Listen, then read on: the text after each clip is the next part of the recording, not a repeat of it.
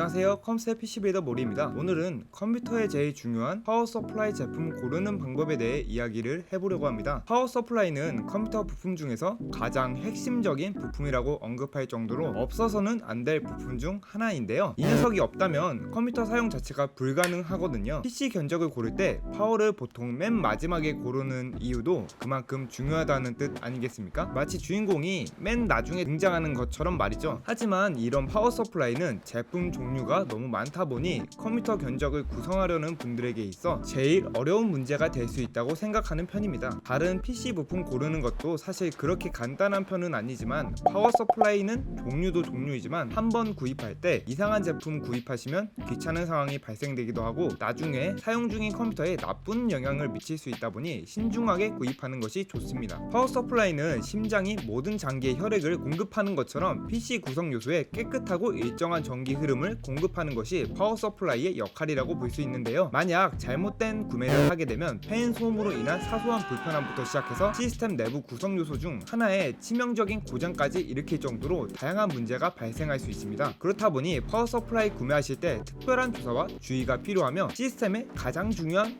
구성 요소 중 하나라고 말씀드리고 싶습니다. 전원 공급 장치는 벽면 콘센트에서 나오는 AC 전류를 PC 구성 요소가 작동하는 데 필요한 DC 전류로 변환하는 구성 요소입니다. 전원 공급 장치는 PC의 외관을 꾸며주는 역할에 있어서 비중이 매우 적지만 없으면 PC를 사용하지 못하게 되죠. 그렇다 보니 PC의 핵심이자 필수적인 부분이라고 볼 수 있습니다. 파워를 구입할 때 주의 깊게 봐야 되는 몇 가지 주요 사양들이 있는데요. 초보 PC 빌더라도 쉽게 자신에게 가장 적합한 제품을 고를 수 있게 살펴봐야 될 5가지에 대해 말씀드리도록 하겠습니다. 먼저 용량입니다. 내가 맞춘 PC 구성이 과연 어느 정도 전력을 필요로 하는지 파악해야 되는데요. 시스템에 필요한 전력량을 추정할 수 있는 3가지 방법이 존재합니다. 첫 번째는 전력을 제일 많이 잡아먹는 CPU와 그래픽카드의 요구 전력을 토대로 파워 용량을 잡는 방법인데요. 이 방법은 제일 쉽지만 정확한 용량 확인은 어렵다 보니 파워 용량을 생각해둔 것보다 50에서 100W 더 올려서 골라야 됩니다. 두 번째는 아우터 비전이라는 시스템 구성에 필요한 전력량을 계산해주는 사이트를 이용하는 방법이 있습니다. 이 전력량 계산기는 시스템 구성에 필요한 거의 모든 요소를 고려한 후 추정치를 제공하는데요. 장점은 첫 번째 방법보다 세밀하지만 단점으로는 마찬가지로 100% 정확하지 않습니다. 또한 필요한 전력 소모를 과대평가하여 오버스펙의 파워를 추천하는 경우가 있으니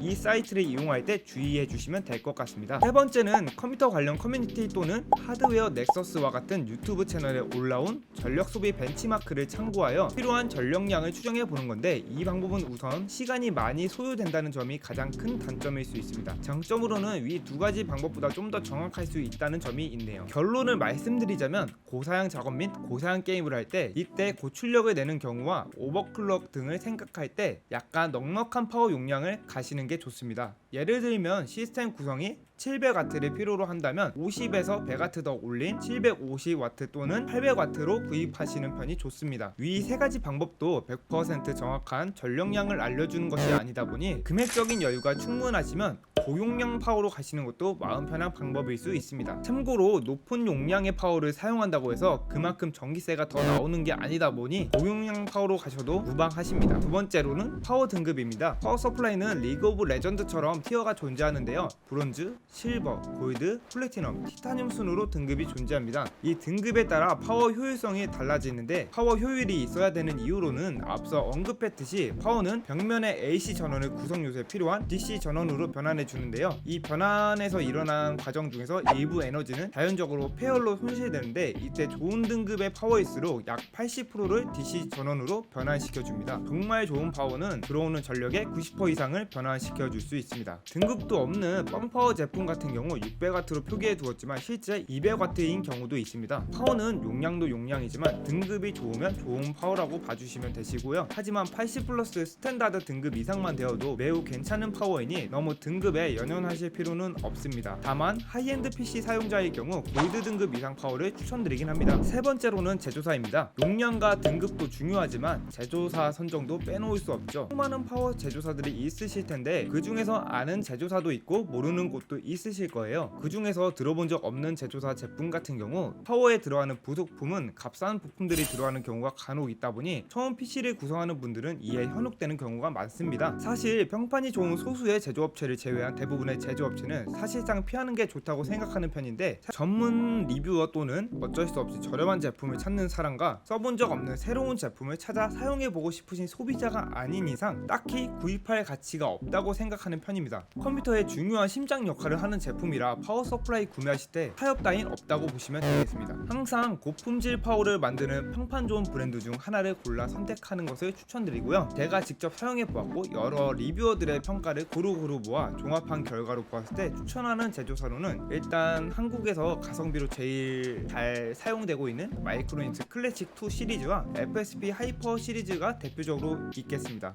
하지만 이 두 파워는 앞서 말했듯이 가성비로만 봐주시면 되실 것 같고요. 그 외 네임드 제조사로는 안텍, 커세어, 서머이테이크, 에너맥스, 쿨러마스터, FSP, 슈퍼플라워, 빅하이어, 시소닉, 실버스톤 등이 있습니다. 제가 추천드린 파워 제조사의 내놓은 제품들이 전부 다 좋은 건 아닙니다. 제조사 제품마다 하급 제품이 있고 상급 제품이 있다시피 가격적인 면을 고려해 좀 저렴한 부속품이 들어간 파워도 존재합니다. 결론적으로 잘 알려진 제조사 파워를 선택하면 좋으나 가격이 너무 저렴할 경우 의심해 보시는 게 좋고, 컴퓨터 부품은 사실 가성비라는 게 존재하진 않아요. 저렴하면 저렴한 이유가 다 있고 비싸면 비싼 이유가 다 있다고 보시면 되겠습니다. 네 번째로는 레일입니다. 파워 제품 스펙을 보면 플러스 12V 싱글 레일 또는 다중 레일이라고 표기되어 있는 것을 종종 보실 수 있는데요. 싱글 레일 같은 경우 한 곳을 통해 출력이 되고, 다중 레일 같은 경우 2개 이상의 플러스 12V 레일에 분배되는 방법이라고 보시면 되겠습니다. 성능 관점에서 둘 다 사용하기 안전하고 동등하게 잘 작동은 합니다만, 일반 사용자 입장에서는 굳이 다중 레일 파워를 사용할 필요성이 없으며, 다중 레일 파워 같은 경우 서버나 워크스테이션 등을 구성하는 유저에게 좀 더 안정적인 동작을 위해 다중 레일이 적합할 수 있으나, 일반적인 게임 및 크리에이터에게는 싱글 레일이 더 적합하다고 생각하는 편입니다. 다섯 번째로는 내부 구성품인데요. 일반 소비자가 테스트 해볼 수 있는 건 아니지만 파워의 구성 요소는 정말 중요하다고 할 수 있습니다. 제가 제조사 설명드릴 때 이름이 안 알려진 파워 같은 경우 용량과 등급을 앞세워 광고하지만, 정작 파워 내부에 들어가는 구성품은 값싼 부품들로 구성되어 있는 경우가 있으며, 이러한 구성으로 인해 다른 시스템에 큰 피해를 줄 수도 있습니다. 그렇다면 파워 내부 구성품은 어떻게 알 수 있냐?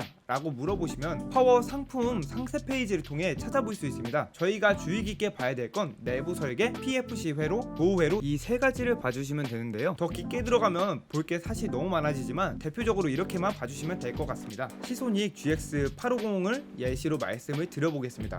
우선 다나와 또는 구글 등의 시소닉 GX850을 검색 후 제품 상세 페이지로 이동하시면 제품에 대한 스펙을 확인할 수 있습니다.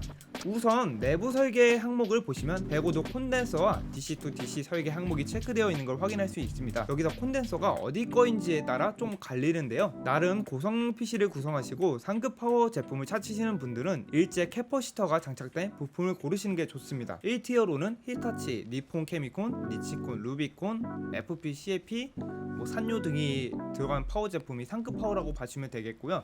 그 외에 마지노선 캐퍼시터로 생각하는 것은 T4와 사명 등이 있습니다. 들어보지 못한 캐퍼시터가 장착된 파워 같은 경우 되도록이면 피해주시는 게 좋고요. 그렇다고 완전히 배제할 정도까지는 아니에요. 그 다음 PFC 회로가 액티브인지 확인해 주시고, 마지막으로 보호 회로 기능이 있는지 여부를 파악해 주시고 파워를 선택해 주시면 되겠습니다. 종합적으로 살펴보면 시스템 구성에 적절한 파워 용량 고르기, 파워 등급은 최소 80 플러스 인증된 제품 고르기, 이름이 어느 정도 알려진 네임드 제조사 선택하기, 레일은 싱글 레일 파워, 콘덴서는 105도 콘덴서가 들어간 걸 고르고, 되도록이면 일제 캐퍼시터가 들어간 파워를 골라주시면 되고요. 마지노선으로는 사명과 대만 캐퍼시터인 T4가 들어간 제품을 골라주시면 되겠습니다. 그 외 액티브 PFC 회로, 보호 회로 여부를 봐주시면 되고, 최종적으로 파워를 골라주시면 되지만 제일 중요한 한 가지가 존재합니다. 그건 바로 제품 리뷰 및 평가를 마지막으로 검토를 한 후 구매를 하시는 게 매우 좋습니다. 최근에 골드 등급 파워인데도 과전류 보호 회로 기능이 정상적으로 작동하지 않아 파워가 폭발하는 사건이 있었던 것처럼, 아무리 좋은 내부 설계로 이루어져 있다고 해도 그 기능들이 정상 작동하지 않는다면 아무 소용이 없습니다. 구매할 제품 상품 의견 및 리뷰를 국내 및 해외 커뮤니티 사이트와 벤치마크를 다루는 리뷰어들의 종합적인 평가를 살펴보고 그거를 토대로 판단 판단하신 다음 구매하시는 편이 매우 좋습니다. 어딜 가나 리뷰 알바들이 존재하기 때문에 리뷰는 여러 곳에서 살펴본 후 판단하시는 걸 추천드립니다. 자, 이렇게 파워 고르는 방법에 대해 알아봤는데요. 제가 설명하면서 너무 깊게 설명하지 않으려고 노력하긴 했는데 잘 되었는지는 모르겠습니다. 다음 영상은 파워 제품 추천 영상으로 찾아뵙도록 하겠습니다. 감사합니다.